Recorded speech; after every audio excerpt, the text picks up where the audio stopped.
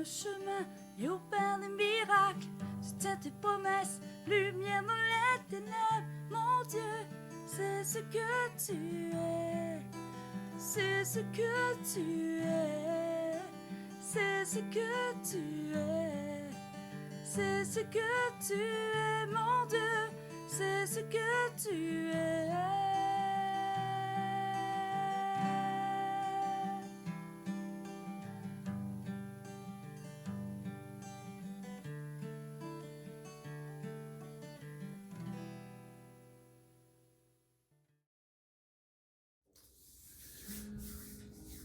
Bonjour. Bon matin. Bonjour.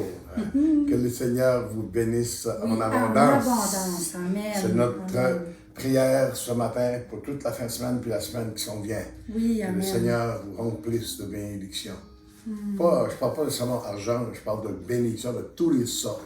Ce que ton cœur désire ce matin, que le Seigneur le remplisse par ses bénédictions. Soyons obéissants aussi. Le Seigneur aime bien ça. On commence à prier dessus. Seigneur, Amen.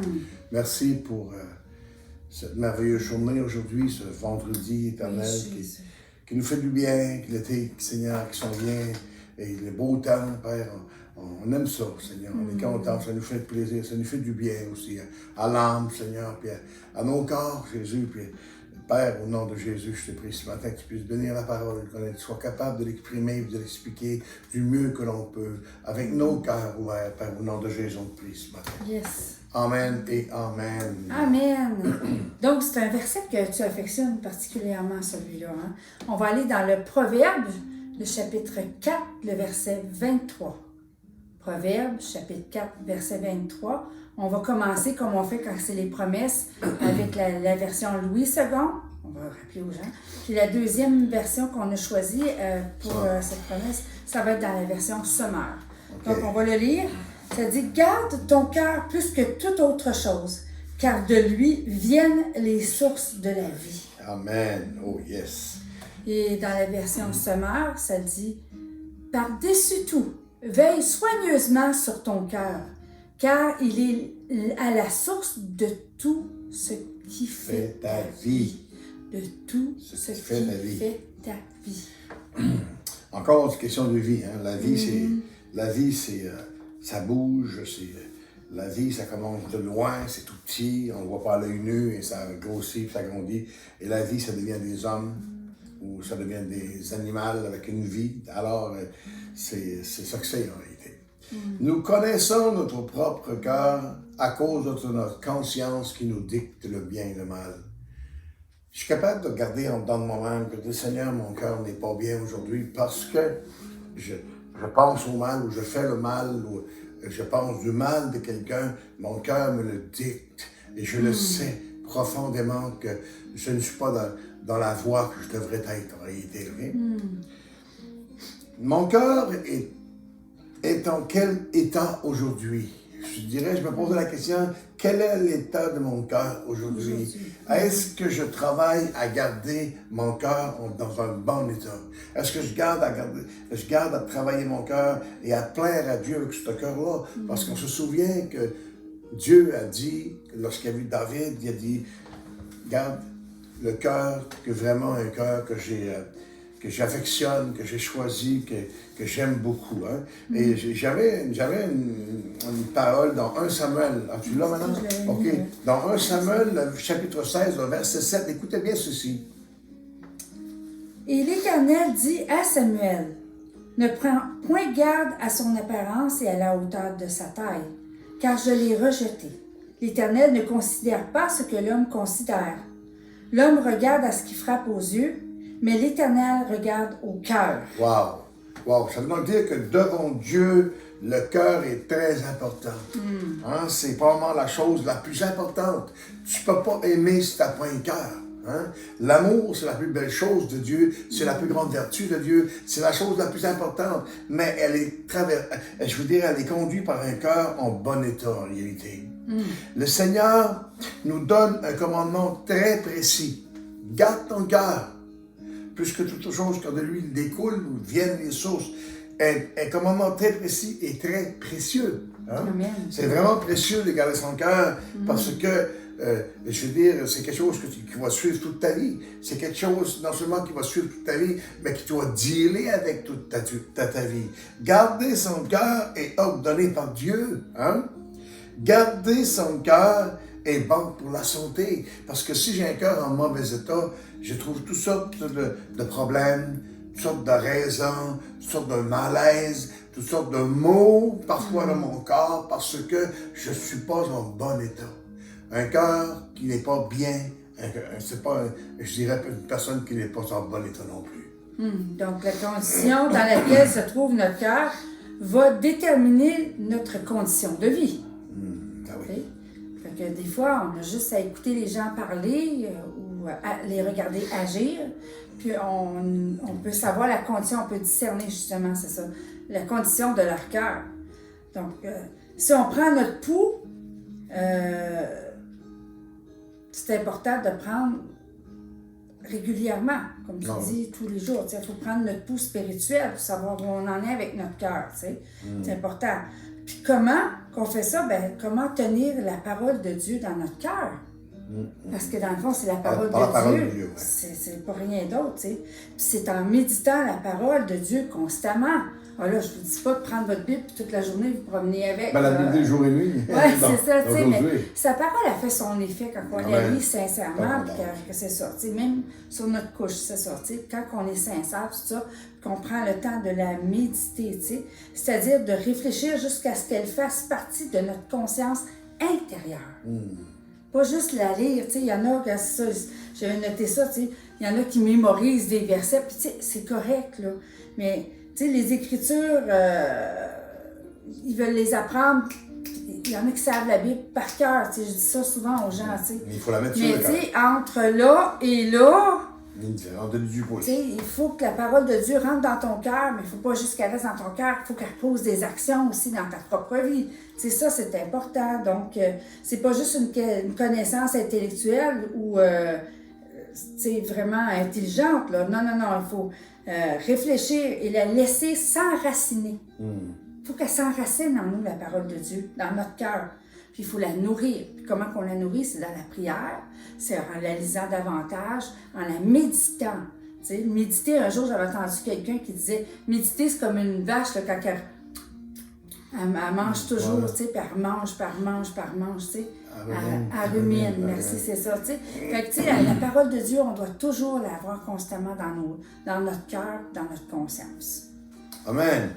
Garder son cœur donne la vie. Amen. Hein? La Bible dit ici dans le verset 23, garde ton cœur plus que toute autre chose. Bien plus que ça, c'est le top. Hein? Car de lui viennent ou découlent les sources de la vie. Tu as de la vie. Avec un bon cœur, tu donnes de la vie, et partout. Je connais des gens, moi, qui avaient tellement un mauvais cœur, pas de vie dans la maison, que les fleurs étaient prêtes à mourir. C'est de là que ça part. Un bon cœur donne des bonnes pensées et des bonnes attitudes. Hein? Quelqu'un qui n'a pas un bon cœur n'a pas des bonnes attitudes. Quelqu'un qui n'a pas un bon cœur, il n'a pas des bonnes pensées. La Bible dit que c'est tout. C'est pas ce qui rentre dans l'homme, mais c'est ce qui sort, ce qui vient du cœur qui est important. C'est là qu'on peut être capable de dire, tu sais, si une personne est en bon état ou non. Ça donne aussi de l'amour bien disposé. Amen. L'amour est bien disposé avec un bon cœur. On voit des gens qui ont des cœurs incroyables. Là, ils sont tous en amour, ils veulent tout te donner. Et on voit des gens, des fois, qui sont tiraillés avec un mauvais cœur. Tu vois qu'ils sont comme, je dirais, ailleurs, vraiment. Là. OK. Un bon cœur rassure les autres et surtout ceux qui sont les plus faibles. Des personnes qui sont faibles, la Bible de prier pour ceux, de supporter ceux qui sont faibles. Mais ça prend un bon cœur pour le faire. Hein? Ça prend un cœur bien disposé. Un bon cœur aide à voir les besoins et à ouvrir notre compassion. Amen. Un bon cœur nous démontre les besoins, de n'importe quel besoin de notre prochain, de notre voisin, et nous ouvre aussi à avoir une bonne compassion pour eux et comprendre, avoir le discernement, et nous donne la passion des âmes comme chrétiens. Nous donne la passion des âmes comme chrétiens. Amen. T'sais, on ne voit pas les gens de la même façon, disons. Hein? On a vraiment un cœur selon la parole de Dieu. T'sais, j'ai déjà lu cette histoire-là, puis je veux vous la lire. C'est un homme qui est sorti de sa cachette. Il y avait eu un gros ouragan. Puis il regarde tous les dégâts. Puis il dit, oh my goodness. Puis il se rend compte que le gros arbre qui était en avant de chez eux est plus là.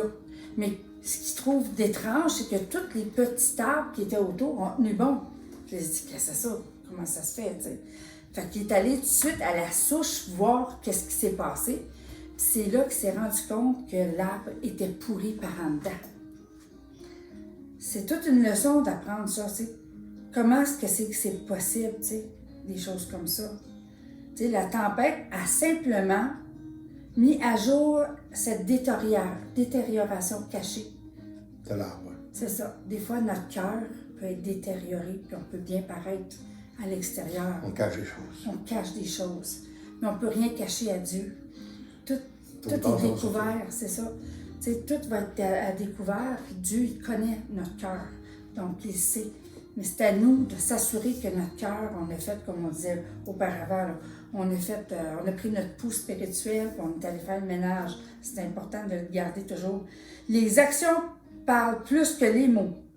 Nos actions en disent plus long sur ce que nous sommes à l'intérieur. Tu sais, souvent, on va voir des gens, ils vont faire des gestes, tout ça, puis on voit vraiment que c'est des gens qui sont humbles, tu sais. Ils vont pas faire ça pour être vus par les gens. Ils vont le faire vraiment. Puis on voit le côté humble. Tu sais, ça montre l'état du cœur de la personne. Tu sais. Puis ils vont pas aller non plus le dire aux voisins, hey, moi j'ai fait ça ou moi j'ai fait ça. C'est vraiment dans la discrétion totale. Puis c'est là qu'on voit qu'on commence des fois les actions parlent plus que les mots, bien souvent. Puis ça, c'est merveilleux. Tu sais, la parole de Dieu nous donne la vie. Et puis en plus, elle est la santé, le médicament pour tout le corps. Donc, elle vient nous corriger, elle vient nous, quand on a besoin d'être frotté un petit peu, elle vient nous émonder, elle nous amène à reconnaître les choses. C'est pour ça qu'il faut continuellement la lire pour qu'elle vienne nous renouveler, pour qu'on puisse acquérir de plus en plus dans notre vie chrétienne toutes les vertus, toutes les choses qu'on a besoin pour nous emmener là où Jésus veut qu'on soit. Amen. Donc, on va prier ensemble. Alléluia. Seigneur, garde notre cœur plus que toute autre chose, car de lui viennent les sources de la vie. Alléluia. Seigneur, on veut te remercier pour ta parole qui est vie, Seigneur. Qu'elle puisse siéger sur le trône de notre cœur. Apprends-nous à l'aimer, à la méditer, Seigneur, et à la déposer dans nos cœurs afin qu'on puisse porter les actions qui s'y relient, Seigneur. Que ça puisse vraiment être un gage d'amour et de foi envers toi, Seigneur. Bénis ta parole et qu'elle puisse vraiment, Seigneur, faire tout le chemin qu'elle a besoin de faire dans chacune de nos vies, afin qu'on puisse vraiment grandir à la stature de Christ dans nos cœurs et qu'on puisse marcher, Seigneur, vraiment avec foi et avec tout ce que c'est que la parole de Dieu puisse renfermer, Seigneur. Et je te demande aussi, Seigneur, qu'on puisse être des modèles de foi en action pour tous ceux qui sont autour de nous, qui ne te connaissent pas. Que nos actions et notre amour puissent parler, Seigneur, et démontrer qui tu es, Seigneur, pour ta gloire. Au nom de Jésus, je te prie et je te remercie pour ce que tu fais et ce que tu vas faire. Amen. Amen. Amen. Soyez bénis abondamment. Bonne fin de semaine. Tu ferais un chemin et opères des miracles. Tu tiens tes promesses, lumière dans les ténèbres. Mon Dieu, c'est ce que tu es. C'est ce que tu es. C'est ce que tu es. C'est ce que tu es, mon Dieu. C'est ce que tu es.